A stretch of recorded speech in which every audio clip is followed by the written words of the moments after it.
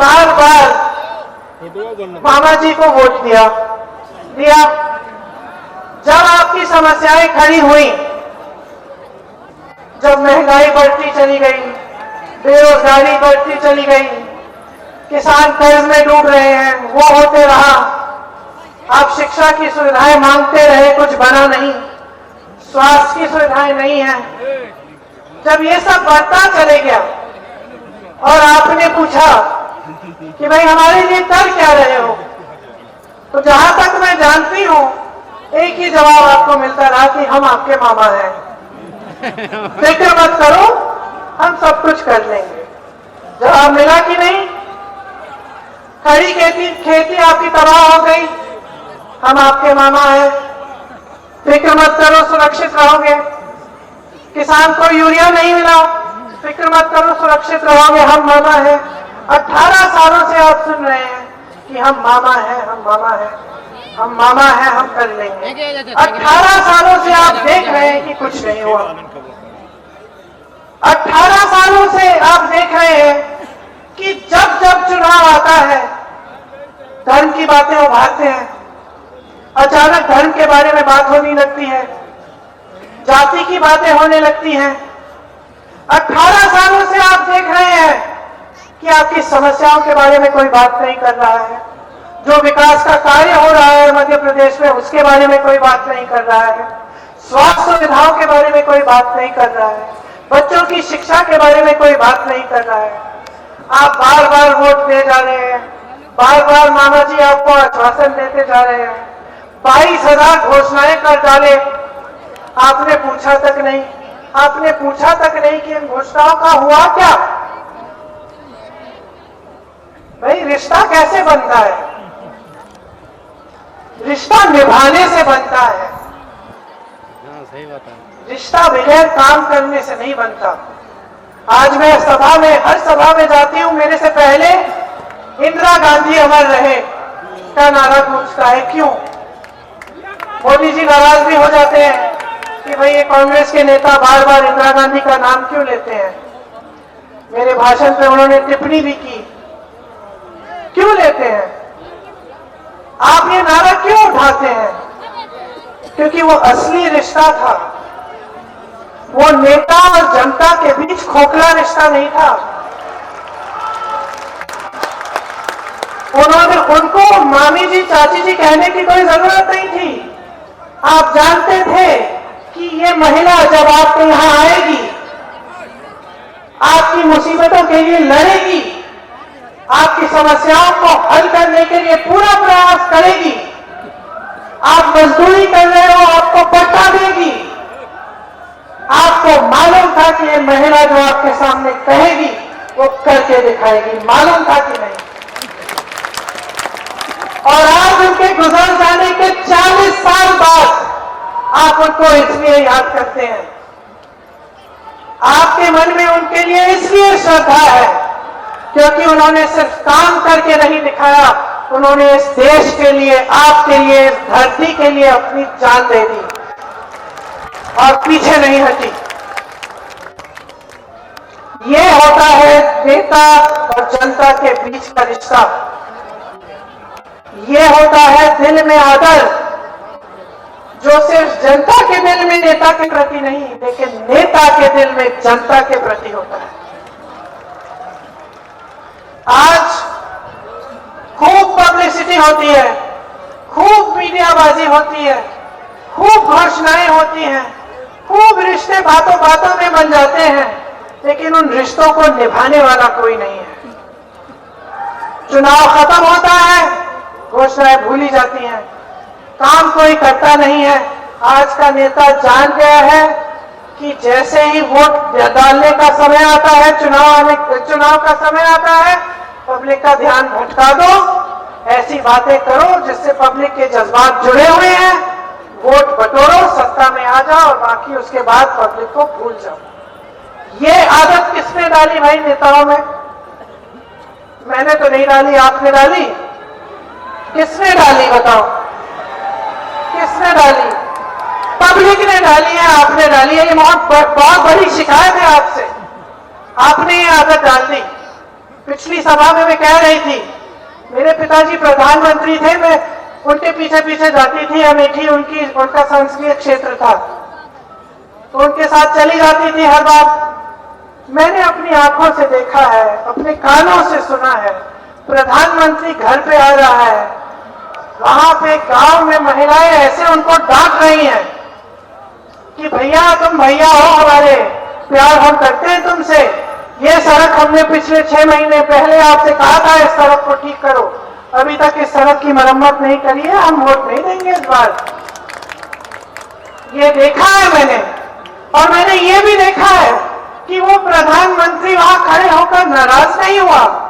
उसने ये नहीं कहा कि मीडिया ये दिखाओ मत, उन्होंने ये नहीं कहा कि चुप हो जाओ, मैं से ऐसे कैसे बात कर ली, तुमने जानती नहीं हो मैं कौन हूं, ये नहीं कहा। मुस्कुराए, कहा सही कह रही हो बहन, ये इसका ऑर्डर मैंने दे दिया है, अभी तक हुआ नहीं है, 6 महीने और दे दो मैं करवा दूंगा। ये था असली रिश्ता जनता और नेताओं के बीच, जो खत्म हो गया। और खत्म इसलिए हो गया है क्योंकि आप नेताओं को एहसास ही नहीं दिलाते कि यहां इतने बड़े मंच पर खड़ा करने वाला कौन है। आप एहसास ही नहीं दिलाते कि अगर वो नेता आपके लिए काम नहीं करेगा तो आप उसको खदेड़ देंगे, उसकी सरकार हटा देंगे, बदल देंगे। बहुत ज्यादा भरोसा करते हैं आप, या फिर कभी कभी मैं सोचती हूं कि अपने विवेक को इस्तेमाल नहीं कर रहे हैं जब आप वोट दे रहे हैं, अपने जज्बातों का इस्तेमाल कर रहे हैं, और आपके जज्बातों को नेता और जो राजनीतिक दल इस्तेमाल करना चाहते हैं वो पूरी तरह से इस्तेमाल कर रहे हैं। वरना देखिए, लोकतंत्र में किसी भी नेता की हिम्मत नहीं होनी चाहिए कि आपके सामने आए, झूठी घोषणाएं करे, 5 साल बीत गए, अपने आसन पे बैठे रहे, अपना महल बनाते रहे, अपने बच्चों को विदेश भेजते पढ़ाने के लिए, और आपके बारे में ना सोचे। किसी की हिम्मत नहीं होनी चाहिए। मैंने कहा रिश्ता निभाने से बनता है, वरना मामा कंस मामा भी थे। तो ये शिकायत है मेरी कि आप सबक नहीं सिखाते। बगल में छत्तीसगढ़ है, बगल में एक तरफ छत्तीसगढ़, एक तरफ उत्तर प्रदेश, एक तरफ कांग्रेस, एक तरफ भाजपा, बीच में आप, और आपके यहां भी भाजपा की सरकार है कि नहीं? मैं आपको बताना चाहती हूं कि कांग्रेस की सरकार ने आपके बगल के प्रदेश में क्या क्या काम किए हैं, ताकि आप तुलना कर पाए कि आपके यहां क्या हो रहा है, वहां क्या हो रहा है। शिक्षा के बारे में बात करते हैं। यहां शिक्षकों के पद खाली हैं, 60,000 से अधिक पाठशाला बंद हुए हैं इनके कार्यकाल में, बंद हुए हैं। वहां हमारी सरकार ने एक नए तरीका पाठशाला बनाया हर जिले में, जैसे नवोदय विद्यालय आता था उस तरह से प्रदेश सरकार ने बना दिया है, हर जिले में बनाया, और ये घोषणा कर दी है कि हमारी सरकार 5 साल और आएगी तो जितने भी सरकारी पाठशाला हैं सबको अपग्रेड किया जाएगा, सब इंग्लिश मीडियम होंगे। और ये काम हुआ है, खोखली घोषणा नहीं है, क्योंकि हर जिले में ये इंग्लिश मीडियम की पाठशाला बनी है। मैं उन बच्चों से मिली हूं, कितना गर्व होता है उनसे मिलके। खड़े हैं, इंग्लिश में बात कर रहे हैं, हिंदी में, अच्छी हिंदी में बात कर रहे हैं, हमें समझा रहे हैं कि ऐसे ऐसे हम कर रहे हैं, ये पढ़ाई कर रहे हैं। वहां पे समस्या थी आवारा पशुओं की, यहां भी है मध्य प्रदेश में।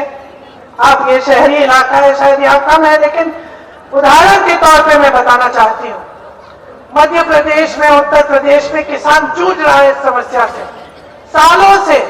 उत्तर प्रदेश में मैंने मेरे ख्याल से 2017 से इस बात को उठाना शुरू किया, आज 2023 तक इस समस्या को हल करने का कोई काम नहीं हुआ। छत्तीसगढ़ में हमारी सरकार आई, हमारे मुख्यमंत्री जी भूपेश बघेल जी ने देखा कि बहुत बड़ी समस्या है, सबने सोचा कि किस तरह हल करें, गौठान बनाए। ठीक है, गौठान तो सब जगह बनते हैं, मैंने यूपी में भी देखे, वहां गौ माता को रख लेते, छोड़ देते हैं, चारा नहीं होता, पानी नहीं होता, ऊपर धूप है, वही पड़ी रहती है बेचारी। छत्तीसगढ़ में गौठान ऐसे बनाए कि उन्होंने कहा इन गौठानों को हम इनको बनाएंगे इस तरह से कि जो ग्रामीण अर्थव्यवस्था है इसी से चले, इसी से मजबूत बने। रोजगार वही दिलवा दिए महिलाओं को, स्वयं सेवा समूह से तरह तरह के काम करा दिए। उधर जो आवारा पशु है उसके बारे में ये घोषणा कर दी कि इसका जो गोबर है ये सरकार खरीदेगी। ये बात जब मैं यूपी में कहती थी लोग हंसते थे, कहते थे अरे ये बात कैसी बात कर दी। आज लोग देख रहे हैं छत्तीसगढ़ की ओर, कह रहे कि भाई ऐसा नहीं हो सकता है कि सरकार ने कहा हम गोबर खरीदेंगे प्रति किलो इतने में, तो जनता ने क्या किया, अब गोबर खरीदेंगे तो आवारा पशु रखना शुरू किया, उसकी देखभाल की, क्योंकि उससे कमाई शुरू हो गई। मैं ऐसी महिलाओं से मिली हूं जो गौठानों में स्वयं सेवा समूह का काम करती है। मैंने पूछा बहन कितना कमा रही हो, 1 लाख रुपए, 6 लाख रुपए गौठान से। क्यों? क्योंकि एक ऐसी सरकार आई जिसने सोचा ये बड़ी समस्या, इसको हल करना है, इसको इस तरह से हल करते हैं ताकि सब मजबूत हो। इससे क्या हो रहा है, ग्रामीण रोजगार बढ़ने लग रहा है। किसानों की इतनी समस्याएं हैं। छत्तीसगढ़ हमारा प्रदेश है जहां हमारी सरकार है, जो केंद्र सरकार की नीतियां हैं जिससे किसान जूझ रहा है, परेशान है। खाद महंगी हो गई है, सब कुछ महंगा हो गया है, ट्रैक्टर पे भी जीएसटी है, पेट्रोल डीजल महंगा हो गया है। उससे हमने प्रयास किया है कि किसानों को हम बचाएं। कैसे?